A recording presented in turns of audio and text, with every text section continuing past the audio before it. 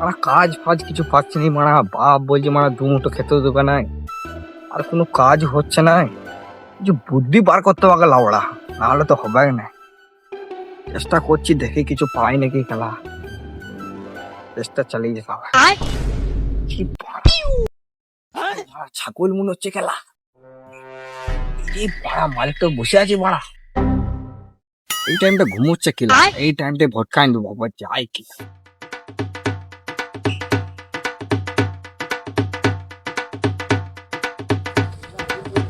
All খেলা মারা, মারা পয়সা হয়ে যাবে। কি করে